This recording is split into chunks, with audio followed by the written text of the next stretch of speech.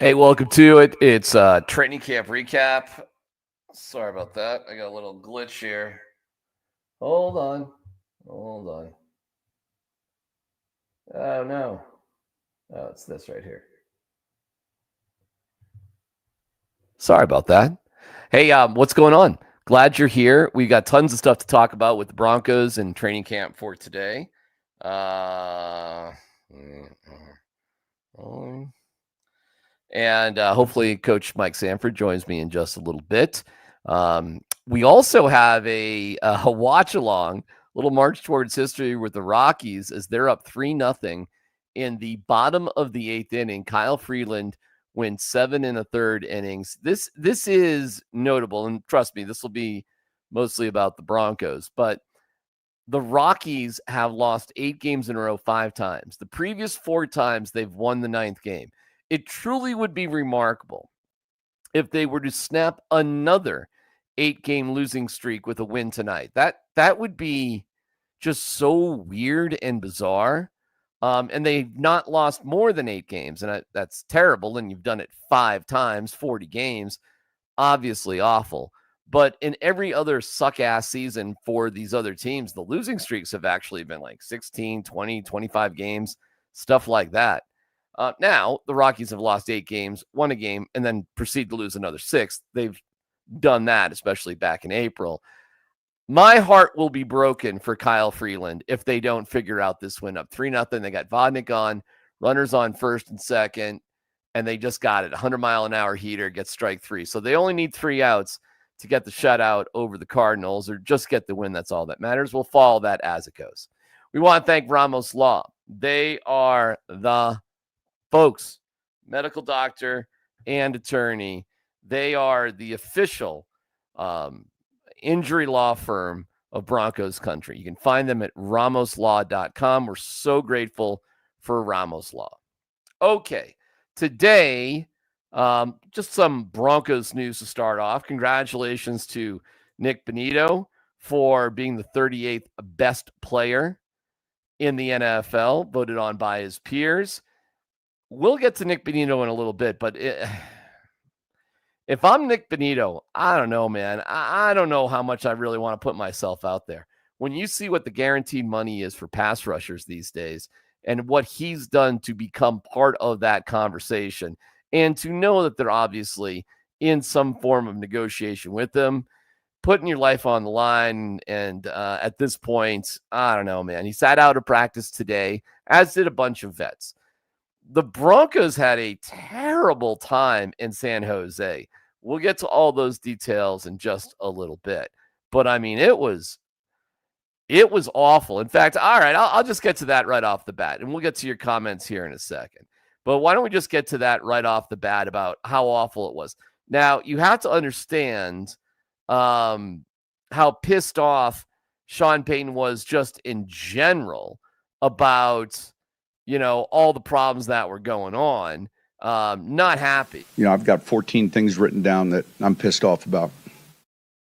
Okay. And he said they didn't have to, have anything to do with the players. Well, Chris Thomason, love Chris Thomason, asked him, well, what were some of these 14 things? And none of which I'm going to go through now.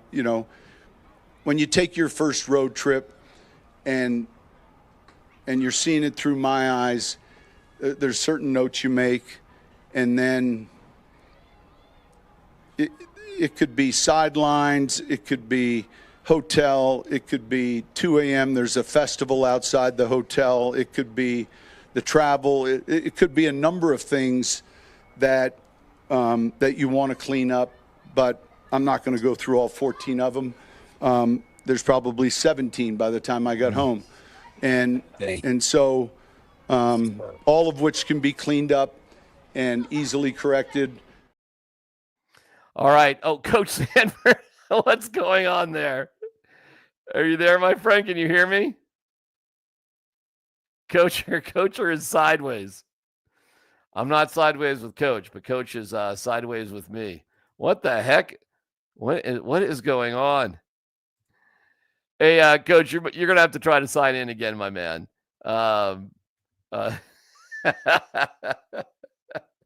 Okay, that is kind of funny. You are frozen. Try again.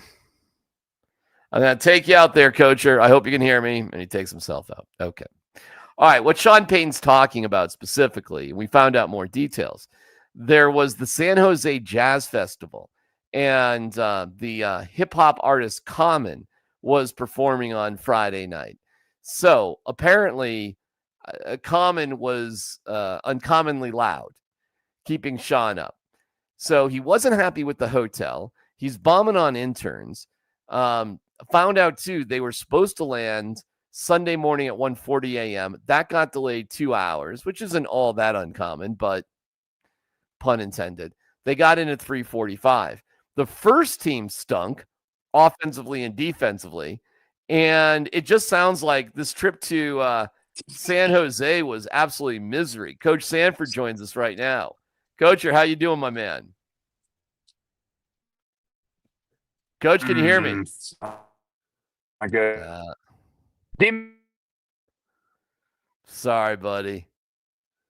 All sorts of issues with the coach today. Don't know what to say. Try again? Never give up. Never, ever give up, Coach. But you were frozen, my friend, until I see you moving and grooving. I guess we'll have to wait. Anyways, the Broncos stay in San Jose stunk. Everything about it stunk. We're being disrupted. We don't like the hotel. There's the plane isn't great. The sideline, he mentioned the sideline. That indicates to me there were people on the sideline that shouldn't have been there. Okay, so it's just a hot mess. And I love how the fact he says, well, I'm not going to talk about it. Then he just, basically talks all about it. Listen, Sean Payton, there's no doubt about it. He gets, he makes mountains out of molehills. And if it's not to his liking, fine. But it was bad. He even mentioned that the practice went too long on Thursday. Well, that's on Kyle Shanahan. He's the host. So I think Sean Payton will like the fact that he's in charge on Thursday with the Arizona Cardinals. I'm going to try one more time with the coacher. And again, as soon as I go to him, he freezes up. So he's kind of in there. He's calling himself Frozen Coacher, but perhaps this is just not meant to be. So I'm gonna let Mr. Sanford go. We'll hear you tomorrow on the morning sprint. Don't worry about it. Don't sweat it, Coach. Oh well, I don't know. Can you get it going? I got you now. Can you hear me now? I can hear you now. All right, Frozen Coacher's back. Okay, all right. Well, I was about to kick you to the curb for the night, but as long as you're good, I'm good. Hey man, the good thing about me is that I'm gonna keep on swinging. That's all I know. Resilience. That's what I love. Well, hey, so I'm doing something for the first time in my life. DMac, you are not the father you're not a dad. What is it? A girl dad. I am not. You are not. So I am a girl dad. Okay. I have entered into, I think, unique territory. Dropped my daughter off at a Red Rocks Gracie Abrams concert tonight. Gracie Abrams, who opens up for Taylor Swift on the road. I can't believe I even know that. And she's good. She's talented. At Red Rocks. Big show. And I did not fork over the several $100s to go myself. So I dropped my daughter and her best friend off, but I'm within striking distance. Okay. So I'm at Red Rocks Beer Garden. Can you give us a little visual? Can you turn the camera around? Give us what it looks like. It's honestly one of the coolest places. I didn't know this place existed. It's actually it's in Morrison. Okay, yeah. So just kind of like good vibes, man. Just beer garden act. Hell yeah, yes, man. Just totally weird, Awesome vibes. Boy, looks like you're keeping the place open. Oh yeah, kind of a quiet night. I think I'm the only true girl dad. Look, you got a little water feature here. All right. Yeah, not bad. A little garden. It's a pretty good spot, man. Well, top 10 patio in Denver. Plant yourself wherever you're comfortable, and thanks for the tour. And yeah, Morrison's one of my favorite little towns. Great spot, dude. Super cool. Yep, I love it. Okay. What did you think of Sean Payton and what was wrong? The hotel was wrong. The plane was wrong. The Common concert and the Jazz Fest was wrong. The interns were wrong. The people on the sideline were wrong. What did you make of all that today? I just think it's just a good reminder. It's an organizational reminder that this is who's in charge. It's me, and we're gonna make it very clear that nobody is going to think that they are bigger than this franchise. Nobody at all. And so I like it. I think it's Grumpy Sean is good Sean, and I'm here for it. Okay. Well, today was a Kay Adams day, and I got a bunch of stuff from Kay Adams. Can I, real quick, before we get into it, DMac? Yeah. Am I right in assuming that Grumpy Sean was gone? You tell me. You were out there, man. Tyler said on the air today that he was quite happy and moving around and had a lot of energy out on the field. You know what I loved about today, DMac? Since the Wednesday, July 30th practice that we've been talking about. Yeah. It's been kind of a slow, just kind of a molasses malaise of a kind of a practice session since that date. And I don't know if you know, but it's August 12th.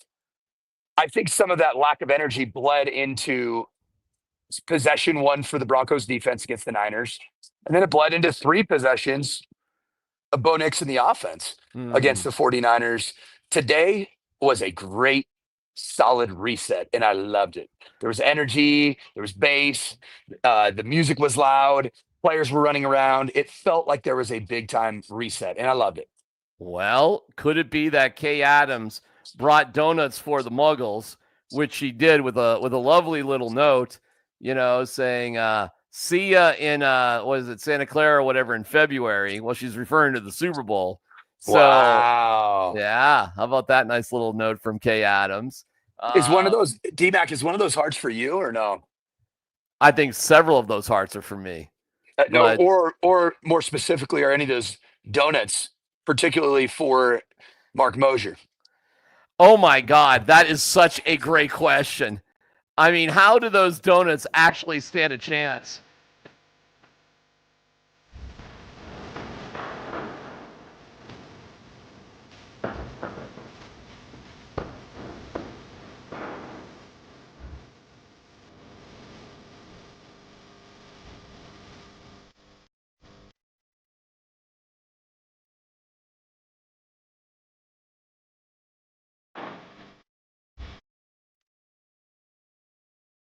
That's our great friend, Mark Mosier. Kay writes, enjoy some sweets, 3 hearts. Love y'all, and see ya at Levi in February. And 1, 2, 3, 4, 5 hearts on top of that. Okay, can we prescribe a heart per media member per Muggle in the Denver market from Kay? Sure. Okay, so first heart. Okay, who's the first heart for? Very first one. Jeff Legwald.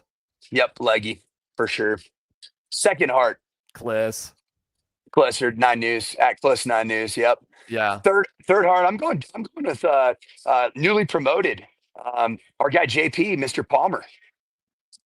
Got to get him a heart. He's now involved. He's now involved in the Rossini and Chase Daniel crew, which is pretty neat on the Athletic, which I'm excited about. Let's go fourth heart. I'm gonna go Darren McKee. Fourth heart. That's awful sweet of you. I appreciate it. Yeah. I'm gonna tell you who I give the heart to. Okay, go ahead. The biggest heart. My heart on to Chris Tomlinson, who had the huevos, the cojones, to ask about the 14 things. Like, what exactly are we talking about? I love Chris Tomlinson. He is a disruptor. Denver Gazette. I love him. I love him so. Big Gazette guy here. And I hope they give Mark Mosier a hard time that he left. Because I heard him wanting to play golf, but he left apparently before the donuts were dropped off, or they wouldn't have stood a chance. So we have 5 hearts accounted for, and there are 4 remaining. Go back real quick. I want to make sure that we know. Okay, the first 3 are kind of national guys. DMac is right after February. Left is K, and then there's 3 remaining. Okay, I'm gonna go with Zach Stevens, DNVR. Love Zach Stevens. Big time sweetheart. Such a sweetheart. ultimate sweetheart. Middle heart with our girl Romy Bean. Oh my God. Well, and listen. I'm going to throw in Rachel Vigil in the middle of that. Yeah, there's 9 amazing hearts, and I'm not one of them. That's okay. It's okay. I'm good because I walked by Kay today on my way to the parking lot to go coach a football team. All right, and just Kay. She was there. All right. Well, let's get to what Kay was talking to Sean about and Bo. All right, let me start with Bo, because like you said, hey, this is a pretty good one. That's not what Bo Nix said to Kay. That we had a good practice, but I wasn't necessarily too excited with it today. But that's just, probably. What about it? What's on your list? A true starting quarterback. What's your list of ticked off well, things? I just, I felt like starting from me, the energy could have been better today, but, I just got to do my job better, and, until it's perfect, it's not done well enough. So, fair enough. We're excited just to be able to learn and grow together. We got a good football team, but we don't want it to just be talk. We're going to hear that enough. We want to go out there and actually be a good football team. So it doesn't happen by accident. Okay. Well, he did throw a pick at the end of practice, right? Yeah, I thought he had a good day though. I thought this was one of his better days. It's funny, Bo's energy and just overall confidence and vibe seemed off since really hasn't had a great training camp. Hasn't been a terrible. Mm-hmm. Today, I felt like the starting quarterback of the Denver Broncos asserted himself energy-wise. He was coaching guys up. I could tell that there was a level of like, we got to go. Like, it's getting close. And I know our defense is really good. I know we've been facing them every single day, but we got to start picking this thing up. And I thought Bo's practice today was his best energy practice.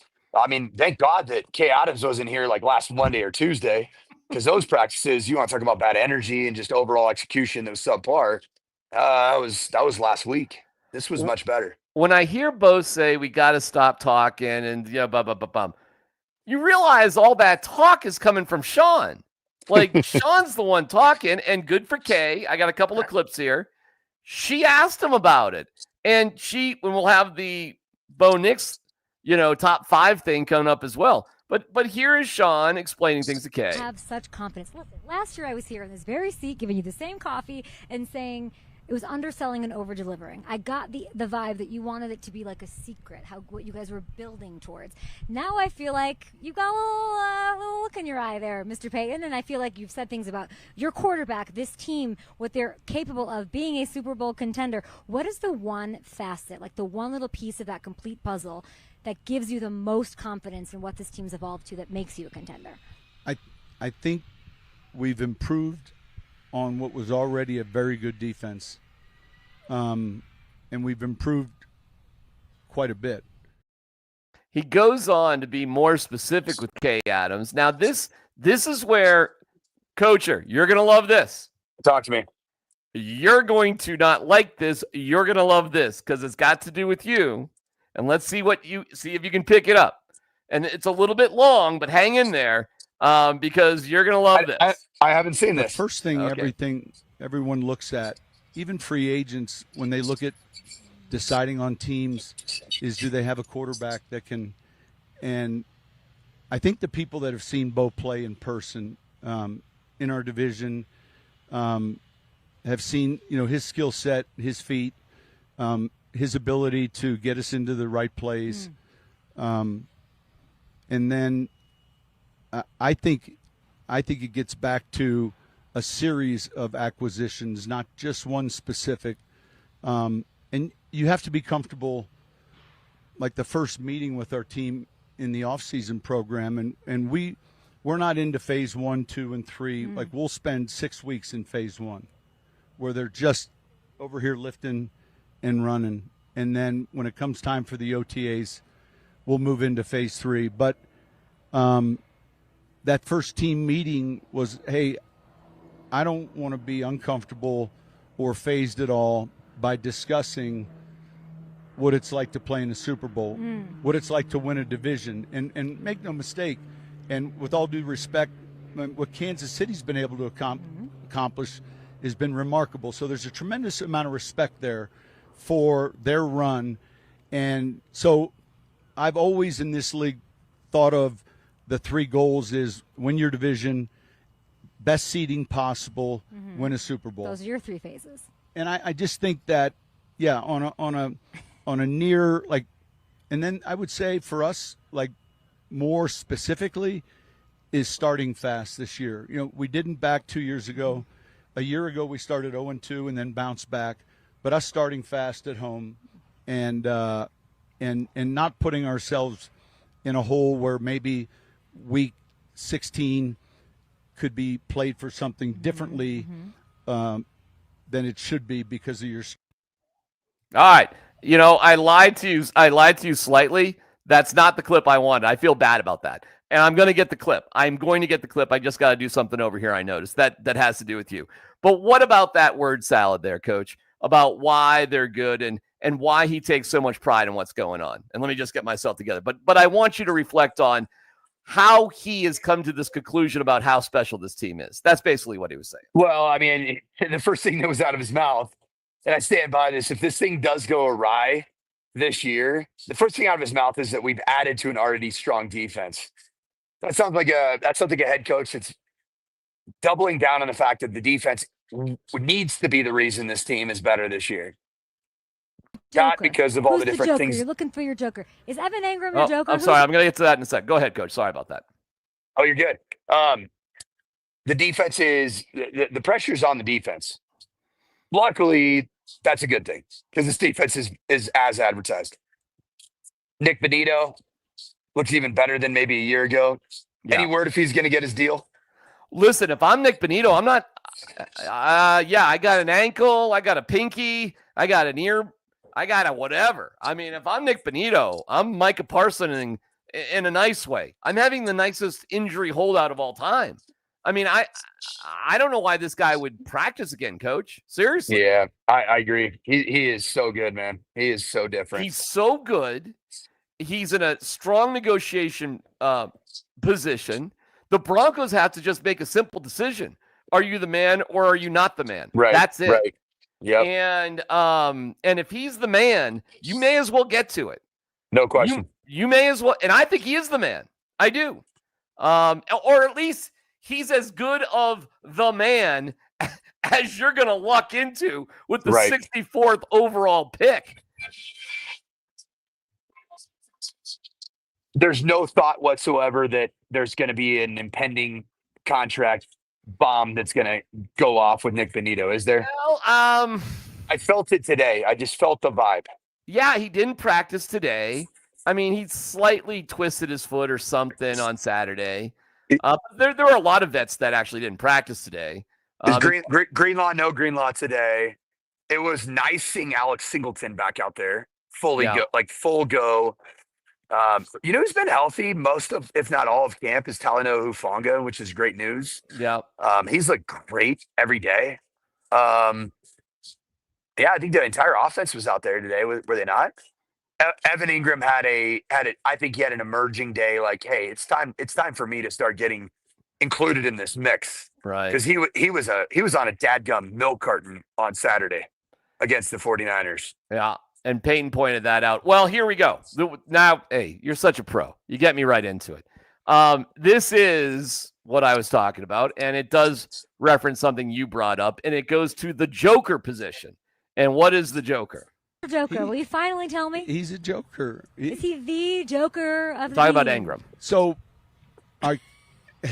what is a Joker? You tell me. I'm going to tell you. Okay. It's a running back or a tight end that has elite, rare receiving skills. So Travis Kelce's a Joker, Kittle's a Joker, GQ star, Travis Sproles, Gibbs, Hawkins. So RJ Harvey. Yeah, potential. He doesn't have his Joker wings Fifth yet. On He the doesn't have. You're He doesn't You're have. making him work for it. What is that? Yeah, he doesn't have his wings yet. Okay. He'll get them. So is it Engram? Ingram's a Joker. He's a Joker. Yeah. Who's the Joker of your defense? Does it line with Schmidday Schmerin? I think Barron's one of those guys that can play a lot of different spots. Riley Moss can play a lot of different spots. And I would say up front, Zach Allen is one of those guys that can travel, but the term is it's and not even realizing it in those early years. We had Bucky and then Sproles and Graham and Kamara and. All right, I can get out of that. That's all. That's all I wanted you to hear right there, Coacher. That's it. Did I coach Splain Sean into putting Zach Allen against his will into the Joker category? I think you broke him. I think you broke Sean Payton. I think you broke his brain. you don't have that clip, do you? By chance? Of course, I got it. I'll send it to you. I'll make sure. When I Zach Allen won.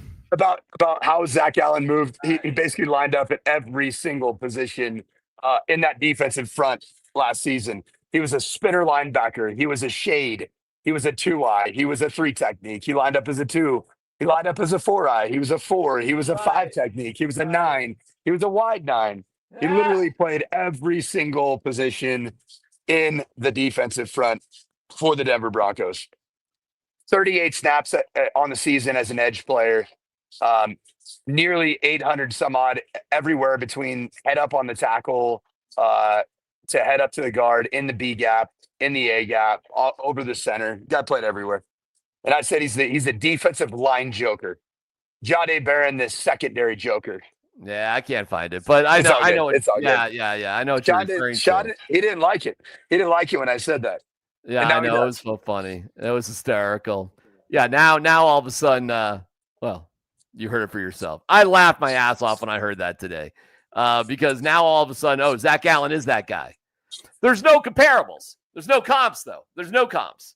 Can't think of one. And I kind of agree there isn't. However, when we look at free agents, we look for comps. You need comps. You got to have comps. It's the number one thing. Comps. Comps are everything. Looking for a relative comp relative to the comp. Relative to the situation.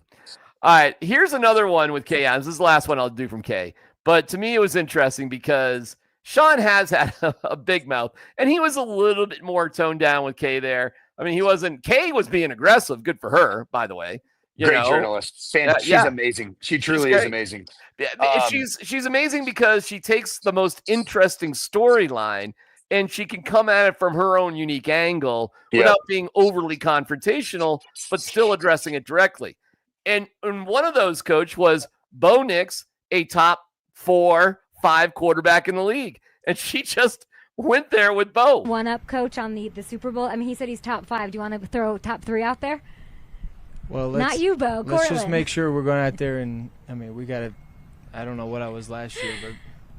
Well, Coach is your top 5. Listen, I'm glad that I got a coach that believes in us as players to put that stuff out there. But the good thing about our team is I've said it already before, but we're going to have, guys that continue to show up and work. They're not going to let the noise and the distractions get to them, but they're excited to get out there. And you don't really hear – I mean, the Super Bowl kind of goes without having to say it. We're all working for that goal. And you can just kind of see in demeanors of guys and by the way guys show up is that is our goal. And we don't really have to talk about it. We can just go out there and be about it and practice and practice hard. And that's just going to make each other better. And you never know. We could go out there and have a great season, could go out there and have to grow and learn a lot. But we're definitely going to be trying. We're definitely going to work really hard at it. Pretty funny seeing Bo Nix try to backtrack for his own coach. It's funny. Yeah.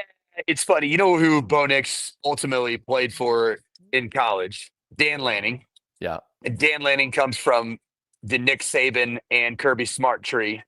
That tree preaches, if not like manipulates young people's brains to think that any honest conversation about how good you might end up being is rat poison. Bo Nix looks at all of this that his own head coach is talking about as rat poison. Right. In the famous words of Nick Saban, big rat poison. Right. But Bo also put out a YouTube video and tried to sell T-shirts in the past 10 days. So he did that too. Dude, I watched that YouTube video. It's brutal. It's not my favorite 9 minutes I've spent in my life. It's just like it's not done all that well. It's super cringy. It's just and really the only point of it, from what I can tell, is to draw people to the YouTube page to buy merch. That's it. There's only like 2 videos on the YouTube page, but there's like 100 t-shirts for sale. I think that's going to be one of those. We've all been there in our life where we start something, and about 1 or 2 samples into said product, you're like, yeah, we're gonna probably let that thing die on the vine about right now. Yeah, man, just let it go, and I'll stop talking about it. Well, I'll stop talking about it. But everything around the Broncos, coach, is about the history and the how great they are and the Super Bowls, and I love the attitude, no doubt about it. But I mean, hey man, let's beat the Titans, right? No you doubt. know, how about having a solid practice? And even Pat Surtain. Now, listen, I think he's got a little bit more validity with what he's thinking about. But even this is a little cringy to me. Say matters. Coach said he's comfortable with these sort of labels, this Super Bowl contender. We've got Bo Nix, second-year quarterback, and Cortland Sutton, tenured, newly paid vet, saying you have to put it out there. You got to manifest it. Yeah. Big change from last year when it comes to this. How, in your words then, given those things, how good is this defense? It's unreal. I mean, I think we have the ability to be mentioned in history amongst the greats, but you can't talk about it. You got to be about it, and that's with putting in the work every day. Everybody flying around to the ball, making plays, but with all personnel, you talk about Zach Allen, you talk about Nick Bonito, Jonathan Cooper, DJ Jones, JFM, Malcolm Roach. Then you go to the linebackers, Alex and Dre, new addition. In the secondary, you already know. But when you have that much talent on the defensive side, the sky's the limit. Now it's all about how can we control our own destiny and make sure we put out good tape and put out, good ball each and every week. So best in the league going into the season? I believe so. You went up that and went right to the history books, which I love. Yeah, man. Okay. What's cringy there? We're one of the best defenses in history. I think that's realistic. Okay. I do. Oh, okay. All right. I don't know. On the first drive against Mac Jones, Watkins got over on oh my gosh, McMillan. J-Mac, you know what though? We learned on that first drive is that J-Mac going J-Mac. J-Mac's going J-Mac. J-Mac is going to J-Mac. J-Mac is definitely going to J-Mac. And I also learned that the Denver Broncos, Sean Payton's typical tactic of burying the rookies. Jahdae Barron's your starting nickel. It's the bottom line. He is? Yes, he is. He's your best option? He is. Yes, he is. What are you doing what are you doing with J-Mac? Where's he going to J-Mac? J-Mac going to J-Mac, and that's going to be a rotational piece behind Jahdae Barron, then use both of them on the field in dime personnel. Okay. Perfect. All right. And then J-Mac doesn't need to get paid because you brought in his replacement, because J-Mac was gonna command a big number after this season. Ooh. And now you don't have to pay big numbers. Look at Coach, you're playing a little 4D chess right there. Look at that. No, yeah. I think the Broncos are playing 4D chess. You think so? Okay. Oh yeah, I do. What do you do with Chris Abrams-Drain? He stays on as your third corner. All right. Well, what situation is that happening in? Either Riley Moss or Pat Surtain II bust their shoelace in a drive. Chris Abrams-Drain's the guy out. Wow, man, that's a lot of talent sitting on the bench right there, brother. Those guys are Those two cats are drafted to play nickel. They were acquired and drafted to play nickel. Okay. Between Jaquan McMillan and Jahdae Barron, they're not corners. The misleading thing about the world right now is that at the NFL scouting combine and at draft night, they announced the position as cornerback for the nickel. The nickel is a high rep, high volume play in base defense in the modern NFL. This is not so people get cornerback and they think, oh wait, Jahdae Barron's competing with Riley Moss. How many snaps have you seen of Jahdae Barron at outside corner? 0. Because he's not playing it. He's drafted to be a nickel.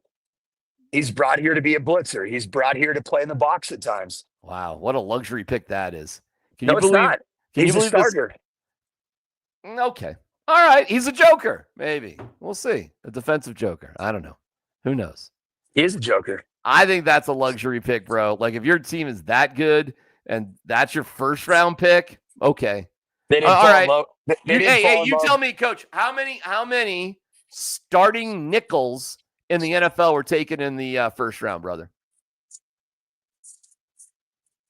Good question. I don't know. None off the top of your head, right? No, I can talk to my friend ChatGPT. Great people. Very, very fine people right there on ChatGPT. I'm gonna guess, and I don't know it for a fact because we're just stumbling on this conversation, but I'm gonna guess he's it if he's the starter, and we drafted a first round starting nickel. But listen, man, DMac, where'd you grow up? What part of the country? Mostly East Coast, but I did spend 1 year in Steamboat Springs as a little child, third grade, but mostly in good old Ipswich.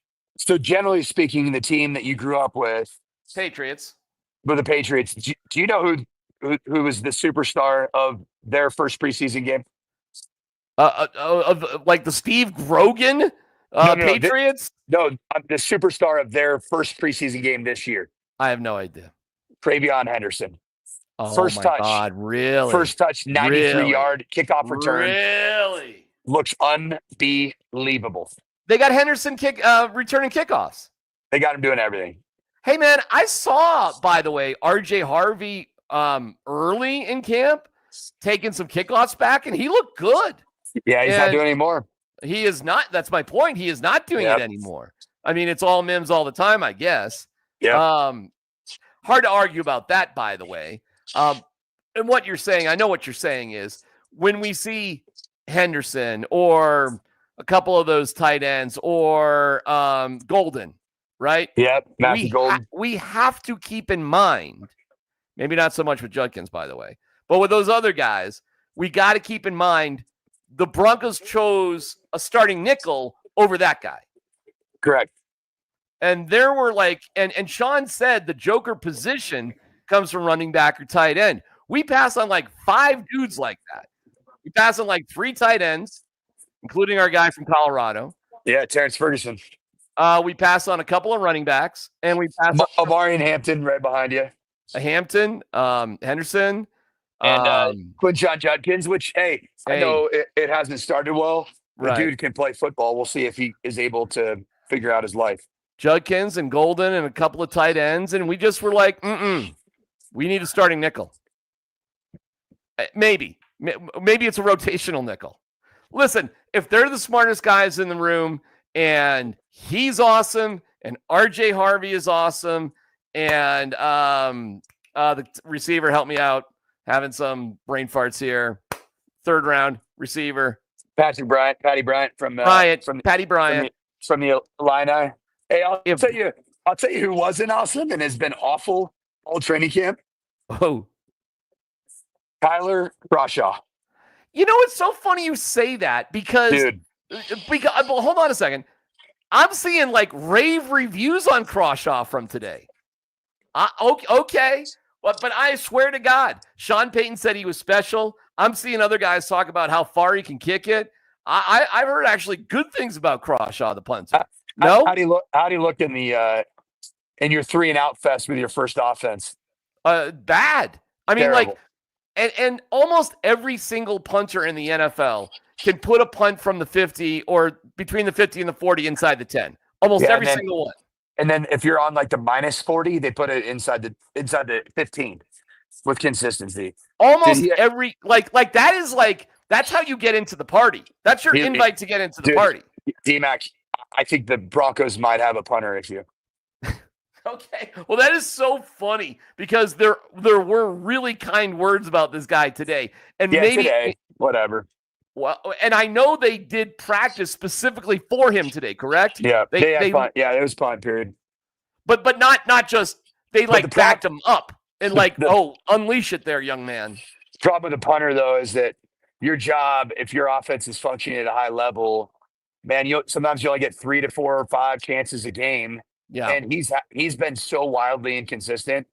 I don't trust him right now with what my eyes have shown me. Well, would you at least bring in somebody to compete? We'll find out after preseason game 2. Okay. If it's bad again, and hopefully Bo Nix and the and the offense, the first offensive unit, they don't ever have to punt. The truth is, in Denver, especially with the altitude, you really can have a mid punter. You're right. You can but why draft a mid punter in the 6th, man? I have no idea. I mean, Bailey was drafted in the 6th. I mean, I can major value. JL Skinner was drafted in the 6th. We'll see how it goes for him. But he's been big value on special teams. Okay. You know what I'm saying? Like, hey man, let's not. Terrell Davis was drafted in the 6th. Tom Brady was drafted in the 6th. I mean, there's some guys that have been drafted in the 6th. And by the way, he was the only punter taken in the draft. I mean, go sign the second best punter in free agency. So 2 draft classes in a row. I feel like that George Payton and Sean and the whole scouting staff has pretty much been spot on everybody they've drafted except for one player from each draft in the last 2 years. You ready for this? Yeah. The bust from the 2024 draft a year ago. Audric Estime. Looks like it, huh? And the bust from this year's draft class, the only bust that I see. Crawshaw. Estime. Listen, I've had a deeper thought about running backs. Let me run it past you very quickly because we already talked about Bonito. I wouldn't even play if I was him now, but he's going to be a good guy and a nice guy, and he'll probably play. I wouldn't, but I'd have a very peaceful holdout. It'd be very calm. It'd be very quiet. It'd be very nice. Wouldn't be like Micah Parsons, but I would do it. I don't care who the third running back is, Coach. And I saw our boys, Nate and Andy, discussing if they're going to keep 5 running backs. I'm like, stop. You only get so many carries a game. Sean's only going to call running plays so many times a game. You got Harvey and Dobbins. I don't really give a shit who you keep as your third guy because you can stick 2 or 3 guys on the practice squad or whatever, and you can just rotate guys as you choose. Who's your third running back? Who gives a shit? I'll take a dart and throw it at a dartboard. I don't care. I mean, I do. How many times is that guy going to touch the ball? Who's your best special teams guy? Who can you use as your third running back who can do something special somewhere else too? Probably Jaleel McLaughlin. Well, then I'll keep Jaleel. Why not? He's a good guy. I like him. He's been around, fine. And he's good for 3 or 4 carries a game in special teams. That's it. Estime, I don't care. You ain't going to be the guy. They like Bidet and Watson. Okay, cool. Nobody's going to clamor over those guys. Stick them on the practice squad. And by the way, if those guys get picked up by somebody else, which would be a miracle, but if it does happen, no offense to running backs, but moms, running backs fall off the turnip truck. They really do. You can find other guys like that, Coach. Other guys to be your third, fourth running back. It's a dime a not dozen. that hard. It's a dime a dozen position, man. The rare guys are Ashton Genty, right, and hopefully RJ Harvey, hopefully not Hampton and Henderson, those guys. I really don't give a shit about the guys that are your third running back. Darren, I haven't had a chance to ask you just your eyeballs. Game 1 preseason. Yeah. First time with live tackling that we've seen a lot of these rookies. RJ Harvey, pass, fail. Well, I'll give it a pass because it's not a grade. It's just a pass fail, and I'll give him a pass. That being said, it ain't college, bro. You can't break every run on the outside. Better teams will cut off the corner. You're going to take some serious losses, and your instinct is not going to work in the NFL. It's just not. I don't know what to tell you. There's not as much space in the NFL as there is in college. And, how many guys in the second or, beyond the line of scrimmage that UCF faced play in the NFL? I mean, there's some bottom lines here. So it was okay. It was a pass, but his instinct, Coach, in my opinion, can't be busting everything outside. I agree wholeheartedly. I think that RJ Harvey passed because he showed a burst that has been sorely lacking for the Denver Broncos to get to the edge. He probably went to the wheelhouse a little bit too soon. I didn't love the fact that he didn't break many tackles. Yeah. I didn't see any broken tackles. Second question, DMac. Yeah. Who had a better overall week 1 of the preseason? Shedeur Sanders or Bo Nix? It's got to be Shedeur. But hold on a second. Let me explain something for a second. He wasn't very good right off the bat. Like Bo Nix. It was fun. It was fun, at least. Oh, it was great. It was fantastic. And I love that he's picking fights with reporters. Tony, I be hoping you be. Hold on. Tony, I be hoping you got something positive to say about me. You always say negative stuff about me. And I'm like, I ain't do nothing to you. I ain't seen nothing positive that you ever say. I do something positive every day. What I'm saying? Come on, Tony. What I do to you, Tony? What I do to you, Tony? What I do to you? Is that Tony Grossi? Yeah, Tony Grossi's your local Cleveland shit stirrer. You know, he's that guy. He's going to be the contrarian to everything. He's just one of them dudes. But there's a smile and a laugh, and it's the Sanders way to just pick, like, you know, somebody in the media that's done him wrong. And what? I mean, nobody in the Denver media has been targeted like Tony Grossi. I mean, not at all. This is from a Sanders family member. Oh, really? Really? Hold on. Wait a second. Hello, Sean? Sean Keeler? You doing all right? You okay? All right, cool. Oh, no. You're still suspended. You can't ask any questions. No. All right. Listen, here's where I am on Shedeur, by the way. I'm glad you brought him up. There is no point. See, Cleveland's a bad organization, and teams that have quarterback controversies, Coacher, they're bad organizations for the most part. And sadly, the Broncos were a bad organization before Greg Penner and crew took over. That sadly is the truth. Only bad organizations have quarterback competitions in training camp. The Cleveland Browns have a quarterback competition between 4 quarterbacks and maybe 5. And if Tyler Huntley did anything interesting, it could be possibly 6. It's the stupidest thing I've ever seen. What is the ceiling, Coach? This is all. If I were to go into Cleveland, I could solve their quarterback problem in 5 seconds by this one question. Who has the highest potential ceiling of all your quarterbacks? It's not even close. Shedeur Sanders. Then he should be starting day one. And I think he will be. Well, he should be. He should be. Or they trot out old man Flacco and then let him be the sacrificial lamb. There's nothing wrong with having a guy like Joe Flacco. I saw the mic'd up stuff with Shedeur. I thought Flacco was actually pretty cool. Like as a kind of a mentor dad sort of role, which he doesn't really embrace, but I thought he did a good job with it. He understands football, that's for sure. And I like Joe Flacco personally. He's, he gave one of the greatest quotes in Broncos history after they lost again and they were like 3-8. He was like, "What are we doing here? We suck." Basically, that's what he said. It was great. He never played for the Broncos ever again after that. But I like Joe Flacco. I don't like what he did to the Broncos in 2012, but that's another story.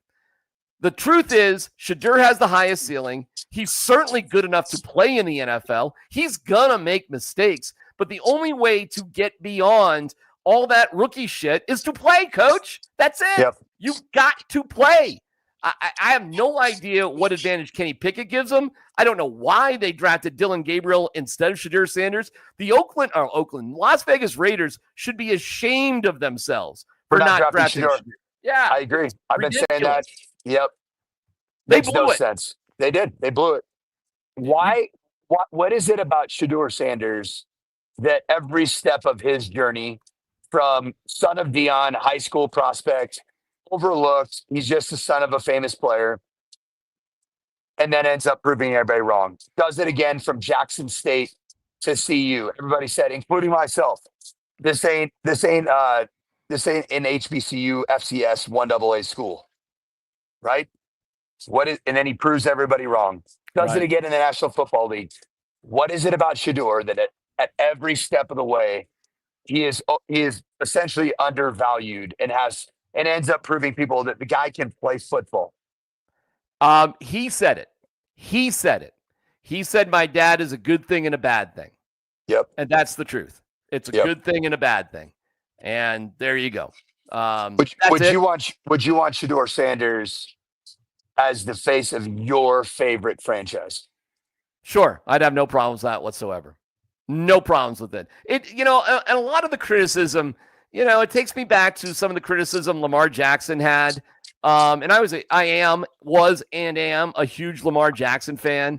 And a lot of it seems steeped into like, oh, I'm just uncomfortable and this isn't the way it should be. It's like, like you like the Savannah Bananas, you really are entertained by them. Like Mark Mosier screaming at clouds and, get off my lawn guy. Like that's not how the sport's supposed to be. You got to get over that. And listen, it was a little cringy watching him walk into his own music. That was a little kind of eye roll sort of stuff. But at the end of the day, watch the mic'd up portions with him, Coach. See how popular he is with his teammates, coaches, and fans, okay? Yep. And he is kind of an adorable young man, he's, for sure. And it's kind of, just kind of cool how he's trying to rally the guys and get them going. I look at a turd like Jay Cutler, who came out just with this huge chip on his shoulder, was surly, was just a jerk. I don't really have huge beefs with Kyle Orton, but Kyle is kind of that same way too. And it's just like, hey, man, the one thing I like about Shedeur the most, the dude's having fun out there and is enjoying the game. And I think that's contagious. So to me, this is a no-brainer. No-brainer. I would cut Pickett. I would keep Gabriel. I would keep Flacco. I would start Shedeur. And dude, if it goes to shit, if it all goes terrible, Flacco's there. You know what I'm saying? Gabriel's there. But give Shedeur the first 6 or 7 games, and let's see what we got. DMac, I know you were a little perturbed by the narratives that were created by Sean Payton himself and the Denver Broncos over the last 10 days. National narratives. Would you agree that probably it was a bit of your kind of negativity surrounding the Bo Nix YouTube channel, the putting yourself out there when you really haven't proven anything? Sean Payton talking Super Bowl, talking about his 7 teams, including this one. Right. Sean Payton saying that Bo Nix is the top 3, maybe 4 quarterback in the NFL by the end of, what did he say, at the end of this year or next year? He said like next year. Yeah. Dude, come on, man. Would you agree that after all of those vibes that you had, Saturday night in Santa Clara was humbling? Yeah. And that's why I think you saw Bo saying today with Kay Adams, I wasn't happy with the practice because the practice ended with him throwing an interception. Right. And you don't want to end a practice like that. Yeah. Bro, like, do you ever leave a basketball court without hitting the last shot? No. Never. Like, who would do that? Who would jack up a shot, 3, 2, 1 shot, clank, all right, time to go home? What? I would sit there and hit a layup if I missed like 5 in a row. But I'm always draining a 3 before I leave the basketball court. And I suck. That's what that practice was today. Even if you did good the whole game, you clanked a 3 and you didn't get to do it again. And yeah, it was humble pie. You know, it was humble pie too. Bo, Sean, Stiddy, who was freaking brilliant. And I heard Stiddy was really good today. Amazing. Dude, it's so damn good. Well, all things considered, Darren. Yeah. The hype machine and then the subsequent reality check. Where is the arrow pointing more up after the 25-26 season with Bo Nix or with Shedeur Sanders? Oh man. I see where you're going, but Bo's got a season in the bank, bro. Bo's got a season in the bank. And let's not snooze on that. And also, hey, let's keep it real. This defense is really good and the depth is awesome. There's going to be a lot of short fields for Bo Nix. And let me point this out too.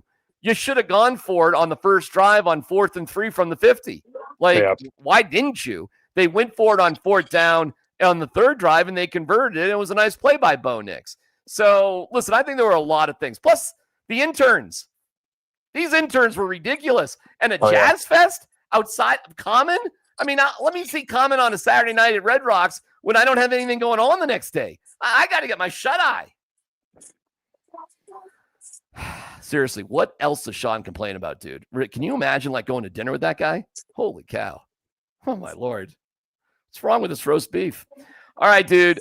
Any other quick final thoughts? And thank you to Ramos Law, the official injury law firm of Broncos country, injury attorney and medical doctor, ramoslaw.com. Thank you. Final thoughts from you, Coach, tonight. Good practice today. Good response practice. I liked what I saw. Denver Broncos needed a little bit of an energy shot, if you will, and they got it. I'm excited for this week. I'm excited to see what the Arizona Cardinals Broncos joint practice looks like. I think it's gonna be a lot of fun. So big week for the Broncos, big week to set the trajectory for the remainder of preseason. Bo Nix has got to play well. He's got to play well in the joint practice. He's got to play well in the preseason game. I think for Bo. And we saw that today when he talked to Kay Adams. He needs it. All right, brother. We will talk to you on the morning sprint tomorrow with Alex Ryanemi. We'll be back tomorrow. I'll be on noon to 3 with Tyler and Scott. We'll be, of course, out at Broncos training camp. Only 2 days left. And then tomorrow night at 8:30, followed by Hot Mike with Lindahl and Scott Hastings. So plenty of Broncos talk tomorrow night as well. And let me just point out, Coach, the Rockies won 3-0. Incredibly, they've had 5 8-game losing streaks snap this year. That's really cool. That's really cool. Bonkers. That's legendary. Dude, the money line should be off the charts the next time the Rockies lose 8 in a row. And congratulations to Kyle Freeland, who picked up his 3rd win of the year. He's now 3-12, Thomas Jefferson High School. He earned it. He deserved it. And Coach, hot take, they are 11 wins away from not being the worst team of all time. Do you think they will snake out 11 wins the rest of the season? Yeah, they're going to win 14. Okay, you think so? Yeah, because they're not even good at being bad. And on that note, we'll talk to you